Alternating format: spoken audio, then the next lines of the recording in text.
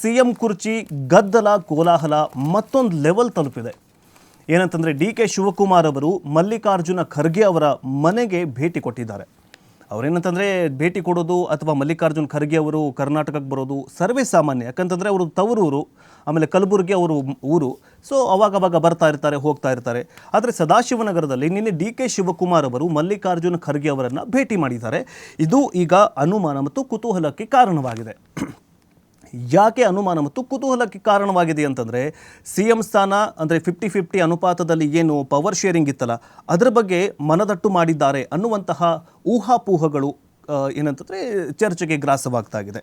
ಮುಖ್ಯಮಂತ್ರಿ ಸ್ಥಾನದ ಕುರಿತು ಕಾಂಗ್ರೆಸ್ ನಾಯಕರಿಂದ ತಮ್ಮ ಪರವಾದ ವಾದ ಮಂಡನೆಗೋಸ್ಕರ ಉಪಮುಖ್ಯಮಂತ್ರಿಯವರು ಈ ಭೇಟಿಯನ್ನು ಮಾಡಿದ್ದಾರೆ ಅನ್ನುವಂತಹ ಚರ್ಚೆಗೆ ಗ್ರಾಸವಾಗ್ತಾ ಇದೆ.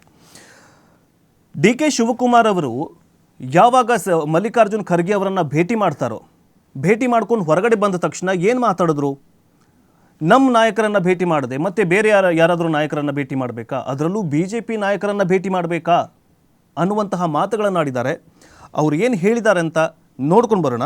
20 ನಿಮಿಷ ಮಾತುಕತೆ ಮಾಡಿದ್ದಾರೆ. ಈ 20 ನಿಮಿಷದ ಮಾತುಕತೆಯಲ್ಲಿ ಉಭಯ ನಾಯಕರಂದರೆ ಮಲ್ಲಿಕಾರ್ಜುನ್ ಖರ್ಗೆ ಮತ್ತು ಡಿ.ಕೆ. ಶಿವಕುಮಾರ್ ಅವರು ಏನೆಲ್ಲ ಚರ್ಚೆ ಮಾಡಿದರು ಅನ್ನುವಂತಹ ಕೆಲವೊಂದಿಷ್ಟು ಅಂದಾಜು ಪಾಯಿಂಟ್ಸ್ಗಳನ್ನು ಹೇಳ್ತೀನಿ. ಆದರೆ ಅದಕ್ಕಿಂತ ಮುಂಚೆ ಡಿ.ಕೆ. ಶಿವಕುಮಾರ್ ಅವರು ಮೀಟಿಂಗ್ನಿಂದ ಹೊರಗಡೆ ಬಂದ ನಂತರ ಏನು ಮಾತಾಡಿದ್ರು ಅನ್ನೋದನ್ನೇ ಹೇಳ್ತೀವಿ ನೋಡಿ. ನೋಡಪ್ಪ, ನಾನು ಮಲ್ಲಿಕಾರ್ಜುನ್ ಖರ್ಗೆನ ಭೇಟಿ ಮಾಡಿದೆ, ಇನ್ಯಾರು ನಾನು BJP ಆಫೀಸ್ಗೆ ಹೋಗಿ ಭೇಟಿ ಮಾಡಲ? ಈಸ್ ನಮ್ಮ ಕಾಂಗ್ರೆಸ್ ಅಧ್ಯಕ್ಷರು, ನಾನು ರಾಜ್ಯದ ಅಧ್ಯಕ್ಷರು. ನಾನು ಅವ್ರನ್ನ ಬಂದ ತಕ್ಷಣ ನಮ್ಮ ರಾಜ್ಯಕ್ಕೆ ಬಂದಾಗ ಅವ್ರಿಗೆ ಗೌರವ ಕೊಡದೆ ಇನ್ಯಾರು ಗೌರವ ಕೊಡೋಕ್ಕಾಗ್ತದೆ? It is my duty. ಏನು ಕೆಲವು ವಿಚಾರಗಳನ್ನ, ಪಕ್ಷದ ವಿಚಾರ, ಈಗ ಹೊಸ ಆಫೀಸ್ನ ಭೂಮಿ ಪೂಜೆ ಮಾಡ್ತಾ ಇದ್ದೀನಿ, ಈ ತಿಂಗಳಲ್ಲೇ ಡೇಟ್ ಕೊಡಿ ಅಂತ ಅವ್ರಿಗೊಂದು ರಿಕ್ವೆಸ್ಟ್ ಮಾಡಿದ್ದೀನಿ. ಅದು ಬಿಟ್ಟರೆ ಬೇರೆ ಏನಿಲ್ಲ. ಅರ್ಥ ಯಾರು ಬೇಕಾದ್ರೂ ಮಾಡ್ಕೊಳ್ಳಿ, ಸಾವಿರ ಚರ್ಚೆ. ಎಸ್, ಅರ್ಥ ಏನಾರು ಮಾಡ್ಕೊಳ್ಳಿ, ಅದು ಒಳಗಡೆ ಏನು ಚರ್ಚೆ ಆಗಿದೆ ನಮ್ಮ ನಡುವೆ ಇದೆ. ಯಾಕೋ BJP ಜಾಸ್ತಿ ಮಾತಾಡ್ಕೊಳ್ತಾ ಇದ್ದಾರೆ, BJP ಜಪ ಜಾಸ್ತಿ ಮಾಡ್ತಾ ಇದ್ದಾರೆ ಡಿ.ಕೆ. ಶಿವಕುಮಾರ್ ಅವರು. ಯಾವಾಗ ಶಿವರಾತ್ರಿ ನಂತರ ಇತ್ತೀಚೆಗೆ ಏನು BJP ಜಪ ಮಾಡಿಕೊಂಡು ಹೈಕಮಾಂಡ್ಗೆ ಏನಾದರೂ ಬೇರೆ ಸಂದೇಶ ಕೊಡೋದಕ್ಕೆ ಹೊರಟಿದ್ದಾರಾ ಏನೋ ಗೊತ್ತಿಲ್ಲ. ಆದರೆ ನೀವು ಏನೇ ಚರ್ಚೆ ಮಾಡಿದ್ರೂ ಕೂಡ ಆಂತರಿಕ ವಲಯಗಳು ಅಂದರೆ ಆಂತರಿಕ ಮೂಲಗಳ ಪ್ರಕಾರ ಏನು ಚರ್ಚೆ ಆಗಿರಬಹುದು ಅನ್ನುವಂತಹ ಅಂದಾಜನ್ನು ಇಟ್ಕೊಂಡು ಈಗ ಏನೇನು ಚರ್ಚೆ ಮಾಡಿದ್ದೀರಾ ಅನ್ನೋದು ಈಗ ಗೊತ್ತಾಗ್ತಾ ಇದೆ. ಏನು ಚರ್ಚೆ ಆಗಿದೆ ಅಂತಂದರೆ ಅಕ್ಟೋಬರ್ 31ಕ್ಕೆ ಏನಂತಂದರೆ ನಮಗೆ ನೀವು ಸಿ ಎಂ ಸ್ಥಾನವನ್ನು ಕೊಡಬೇಕು ಅಂತ ಈಗಾಗಲೇ ದೆಹಲಿಗೆ ಹೋಗಿ KC ವೇಣುಗೋಪಾಲ್ ಅವರನ್ನು ಮೀಟ್ ಮಾಡಿ ಡೆಡ್ಲೈನ್ ಕೊಟ್ಟಿದ್ದಾರಂತೆ ಡಿ.ಕೆ. ಶಿವಕುಮಾರ್ ಅವರು. ಅಕ್ಟೋಬರ್ 31ರೊಳಗಡೆ ನಮಗೆ ನೀವು ನೀವು ಹೇಳಿದಂತೆ ನುಡಿದಂತೆ ನಡಿಬೇಕು, ನನಗೆ ನೀವು CM ಸ್ಥಾನವನ್ನು ಕೊಡಬೇಕು ಅಂತ KC ವೇಣುಗೋಪಾಲ್ ಅವರಿಗೆ ಡೆಡ್ಲೈನ್ ಕೊಟ್ಟಿದ್ದಾರಂತೆ. ಇನ್ನು ಕೆಲವೊಂದಿಷ್ಟು ಇದ್ರ ಬೆನ್ನಲ್ಲೇ ಏನು ಮೊನ್ನೆ ಅಷ್ಟೇ ವೀರಪ್ಪ ಮೊಯ್ಲಿ ಅವರು ಕೇಂದ್ರ ಸಚಿವರು, ಮಾಜಿ ಕೇಂದ್ರ ಸಚಿವರು, ಜೊತೆಗೆ ಎಕ್ಸ್ CM ಅವರು ಕೂಡ ಹೇಳಿಕೆಯನ್ನು ನೀಡಿದರು. ಸೊ ಎಲ್ಲೋ ಒಂದು ಕಡೆ ಇವರಿಗೆ ಪ್ಲಸ್ ಆಗ್ತಾ ಹೋಯಿತು. ಆಮೇಲೆ KC ವೇಣುಗೋಪಾಲ್ ಅವರಿಗೆ ಕೆಲವೊಂದಿಷ್ಟು ಉದಾಹರಣೆಗಳನ್ನು ಕೊಟ್ಟಿದ್ದಾರಂತೆ. ಇದು ನಮ್ಮ ಮಧ್ಯಪ್ರದೇಶದಲ್ಲಿ ಏನಾಯಿತು, ರಾಜಸ್ಥಾನದಲ್ಲಿ ಏನಾಯಿತು, ಛತ್ತೀಸ್ಗಢದಲ್ಲಿ ಏನಾಯಿತು, ಪವರ್ ಶೇರಿಂಗ್ ವಿಚಾರದಲ್ಲಿ ಹೇಗೆ ಕಾಂಗ್ರೆಸ್ ಹೈಕಮಾಂಡ್ ಎಡವಿದೆ, ಈಗ ಕರ್ನಾಟಕದಲ್ಲಿ ಎಡವೋದು ಬೇಡ. ಸೊ ಹೀಗಾಗಿ ಏನಂತಂದರೆ ನೀವು ನನಗೆ ಪವರ್ ಶೇರಿಂಗ್ ಅಂದರೆ ನೀವು ನನಗೆ CM ಸ್ಥಾನವನ್ನು ಕೊಡಬೇಕು ಅಂತ ಹೇಳಿದ್ದಾರೆ. ಏನಾಯಿತು ಮಧ್ಯಪ್ರದೇಶದಲ್ಲಿ? ಏನು ಜ್ಯೋತಿರಾದಿತ್ಯ ಶಿಂದೆ ಅವರಿದಲ್ಲ, ಅವ್ರಿಗೆ ಪವರ್ ಶೇರಿಂಗ್ ಸೇಮ್ ಅಂತಂದರೆ ಸಿದ್ದರಾಮಯ್ಯ ಮತ್ತು ಏನಂತಾರೆ ಡಿ.ಕೆ. ಶಿವಕುಮಾರ್ ಅವರಿಗೆ ಹೇಗೆ 50-50 ಅನುಪಾತದಲ್ಲಿ ಪವರ್ ಶೇರ್ ಮಾಡ್ತೀವಿ ಅಂತ ಹೇಳಿದ್ರಲ್ಲ, ಅದನ್ನು ಮಧ್ಯಪ್ರದೇಶದಲ್ಲಿ ಈ ಅಸ್ತ್ರವನ್ನು ಬಳಸಿತ್ತು BJP ಹೈಕಮಾಂಡ್.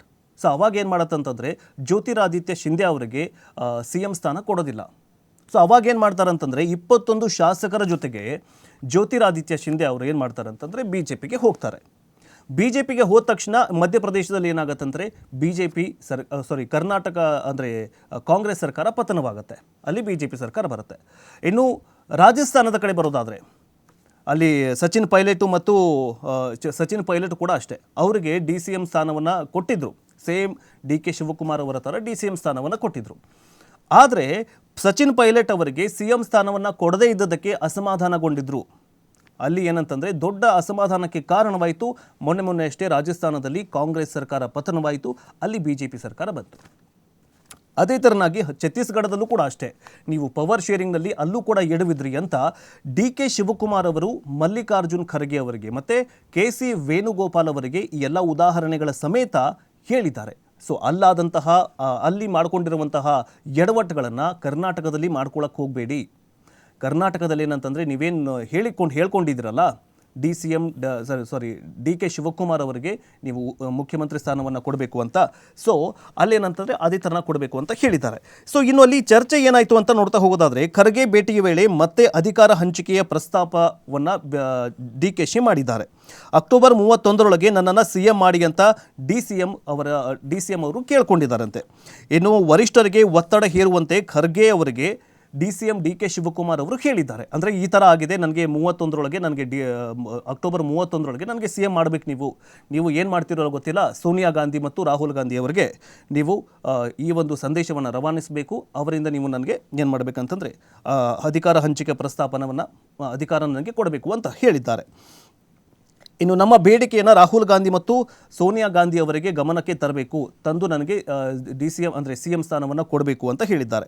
ಅಕ್ಟೋಬರ್ 31ರೊಳಗೆ ನನ್ನನ್ನು CM ಮಾಡಿ, ಈ ಸಂದೇಶವನ್ನು ನೀವು ಹೈಕಮಾಂಡ್ಗೆ ತಲುಪಿಸಬೇಕು ಅಂತ ಮಲ್ಲಿಕಾರ್ಜುನ್ ಖರ್ಗೆ ಅವರನ್ನು ಮೀಟ್ ಮಾಡಿದಂತಹ ಸಂದರ್ಭದಲ್ಲಿ ಈ ಎಲ್ಲ ಪಾಯಿಂಟ್ಗಳನ್ನು ಹೇಳಿದ್ದಾರೆ ಅಂತ ಹೇಳಲಾಗ್ತಾ ಇದೆ.